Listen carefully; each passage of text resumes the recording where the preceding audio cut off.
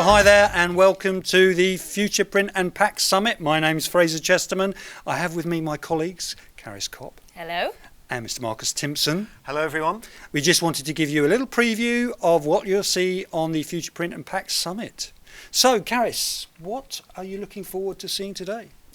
I'm looking forward to, I think we're going to see a lot of the things that are reflected in the digitalisation of packaging, FuturePrint and Rico report, which is, the growing place of sustainability and sustainable production in packaging, but also how that intersects with the evolution of the technology and the digitalisation and some of the trends that we've seen kind of accelerate over the pandemic as well. So, and it's a jam-packed schedule. It is jam-packed. So I think we're going to see, a lot of that reflected in a lot of new technology. So yeah, really, really excited. We've got some really good the first sessions are really interesting because they really cover kind of general trends in packaging, don't they? We've got James Ball from Tesco, we've got Fred Lil from Lil Packaging, and they'll give us insight into what the big trends are, particularly sustainability, which is just going to be a major issue. Marcus, what else kind of are you thinking you'll see in the day? Yeah, as well as the big stuff, which is of course shaping how we develop the technology going forward. We've got people such as Paul Jenkins from the Pack Hub, and really informative look and observation on what's happening out in the world of packaging in the retail land, and how that's actually starting to have more of an integration with digital printing too. Alan Bendel at Sauris, a very interesting session from Gutenberg to AI. So I think that's quite, what's clear is digital printing technology, and inkjet in particular, has risen up the agenda. Yeah. People are suddenly saying, instead of toying with this thing, the technology, it's quite interesting. It's now going to become a much more of a strategic investment into it.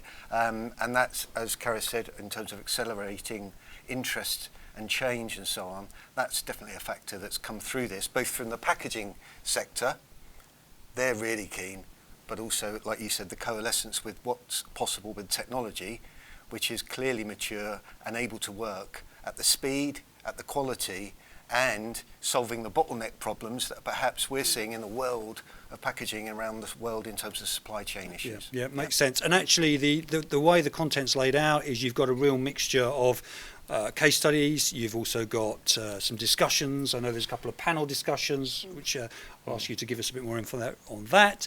And then we're doing this sort of 10-minute short tech talks, which are, they're a bit about the technology that's involved. There's a number of technology companies that want to share what they're doing in the packaging sector. Those discussion panels, anything you particularly, you did a session that you are going to host. What was the one you were going to do? Yeah, so I'll be speaking to Elaine Cousins, who is packaging director at IDP, about luxury packaging trends. So that's going to be a really interesting conversation about, I think sustainability is going to play a really big role there. So it's more important than ever to these high-end brands.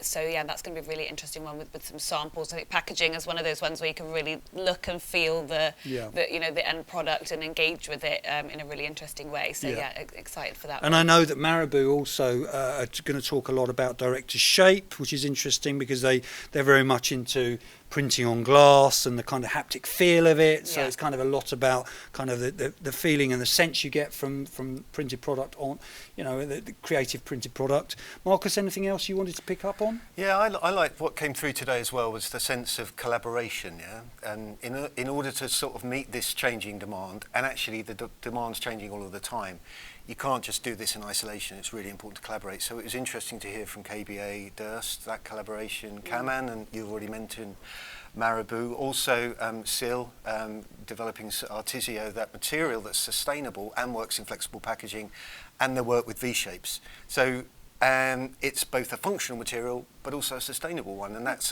not often the way.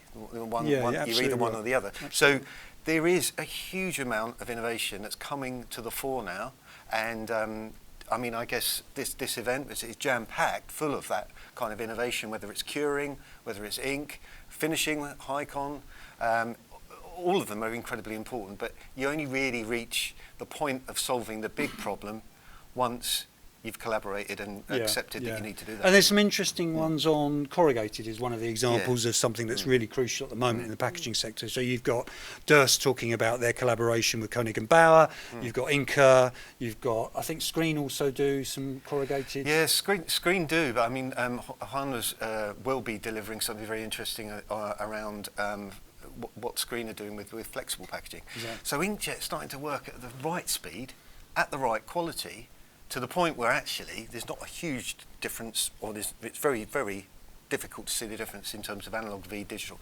So all of these sort of all the barriers to adopting this technology are coming down. Yeah, brilliant. So it's going to be an exciting day, and if you're watching this on virtual, we hope you enjoy it. It's been a fantastic content to put together for you, and I hope you enjoy it.